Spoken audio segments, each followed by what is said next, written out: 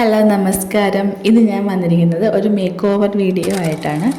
അതായത് ഈ കാണുന്ന ടി വി സ്റ്റാൻഡിലെ പഴയ മോഡൽ ടി വി സ്റ്റാൻഡ്, ഈ ടി വി സ്റ്റാൻഡ് ഒന്ന് മേക്ക് ഓവർ ചെയ്തിട്ട് ഒരു ബുക്ക് ഷെൽഫാക്കി എടുക്കാൻ പോവുകയാണ്.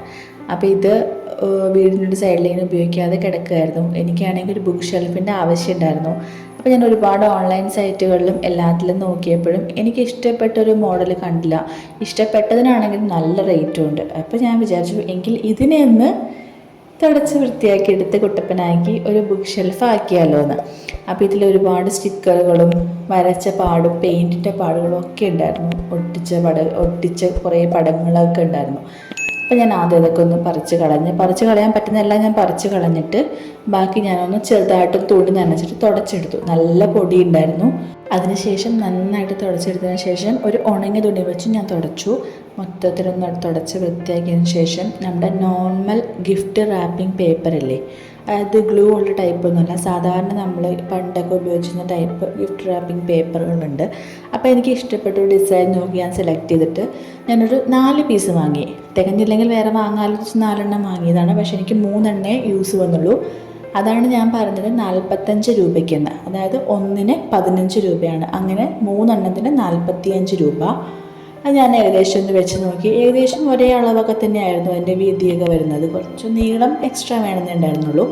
അത് ഞാൻ നന്നായിട്ട് ഗ്ലൂ അപ്ലൈ ചെയ്തിട്ട് ഇടയ്ക്കിടയ്ക്ക് അപ്ലൈ ചെയ്ത് കൊടുത്തു. എന്നിട്ട് ആ ഒരു പേപ്പർ മൊത്തത്തിൽ ഒട്ടിച്ചെടുത്തു.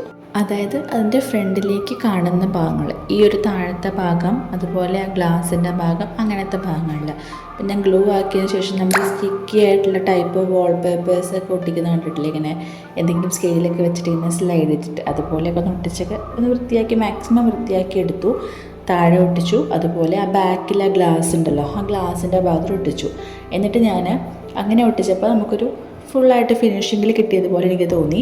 അപ്പോൾ ഇതാണ് ഫൈനൽ ലുക്ക്. അതിൻ്റെ താഴത്തെ ഡ്രോയറൊക്കെ വരുന്ന ഭാഗം ഞാൻ പുറകിലേക്കാണ് വെച്ചത്. അതുപോലെ ഗ്ലാസ് ഫ്രണ്ടിലേക്ക് വന്നിട്ടുണ്ടെങ്കിൽ എപ്പോഴും തുറക്കാനും അടയ്ക്കാനൊക്കെ ബുദ്ധിമുട്ടാണല്ലോ വെച്ചിട്ട് ഇങ്ങനെയാണ് ഞാൻ ചെയ്തെടുത്തത്.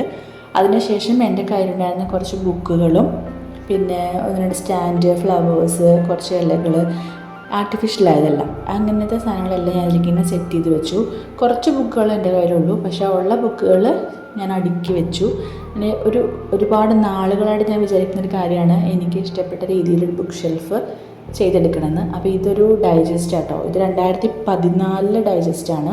അത് നമ്മുടെ സ്കൂളിൽ പഠിക്കുന്ന സമയത്തൊക്കെ വീണപൂ പഠിച്ചിട്ടില്ലേ, കുമാരനാശാൻ്റെ, ആ സമയത്ത് ഇങ്ങനെ വേണമെന്ന് വിചാരിച്ചിട്ട് അപ്പോഴാണ് ആ ടൈമിൽ ബാലരമ ഡൈജസ്റ്റിൻ്റെ കൂടെ കിട്ടിയത്. അപ്പോൾ അത് ഞാൻ അന്നോട്ടേ സൂക്ഷിച്ചു വച്ചിരിക്കുന്നതാണ്. അതുപോലെ ഇത് ഞാൻ മീഷോയിൽ നിന്ന് 2 കിച്ചൺ റാക്ക് വാങ്ങിയതായിരുന്നു. ബൈ 1 get 1 വാങ്ങിയതാണ്. അതിൻ്റെ വീഡിയോ ഞാൻ അപ്ലോഡ് ചെയ്യാം. അത് 200 സംതിങ് 2 സ്റ്റാൻഡിനോട് വന്നിട്ടുള്ളൂ.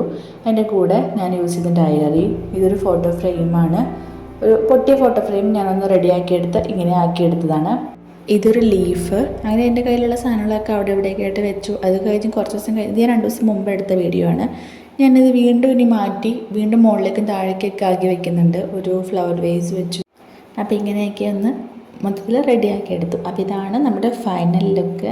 ഞാൻ ഉണ്ടാക്കിയെടുത്തത് ആ ഒരു പഴയ ടി വി സ്റ്റാൻഡിൽ ഞാൻ റെഡിയാക്കിയെടുത്ത ഒരു ബുക്ക് ഷെൽഫ്. ഇതൊരു പഴയ ചവിട്ടിയാണ്. അധികം ഉപയോഗിച്ചിട്ടൊന്നുമില്ല. എന്നാലും ഞാനൊന്ന് കഴുകി വൃത്തിയാക്കി കംഫർട്ടൊക്കെ നോക്കി അതിന് സ്മെൽ എന്തെങ്കിലുമൊക്കെ ഉണ്ടെങ്കിൽ പോയിക്കോട്ടെ വെച്ചിട്ട് അതൊക്കെ റെഡിയാക്കി എടുത്തു. ഇതൊരു നേരത്തെ താഴെ വെച്ച ഇലയാണ്. അതിന് 50 രൂപയായിരുന്നു. ഇതിന് 140 രൂപ. ഇതൊരു ഫ്ലവർ വേസ് പണ്ട് വാങ്ങിയതായിരുന്നു. ഇത് ഞാൻ ഉണ്ടാക്കിയൊരു ഫ്ലവറാണ്. അതിനുശേഷം ഇത് ഞാൻ അന്ന് മേക്ക് ഓവർ വീഡിയോയിൽ ഉണ്ടാക്കിയൊരു സംഭവം. ഇത് എനിക്ക് അച്ഛൻ വാങ്ങിച്ചു തന്നൊരു ലൈറ്റാട്ടോ, നല്ല ഭംഗിയുണ്ട് അച്ഛൻ വാങ്ങിച്ചു തന്നതാണ്. അപ്പോൾ ഇങ്ങനെയൊക്കെ ഒന്ന് മുതൽ സെറ്റാക്കി വെച്ചു. ഡയറി, പ്ലാനർ എല്ലാം ഉണ്ട്.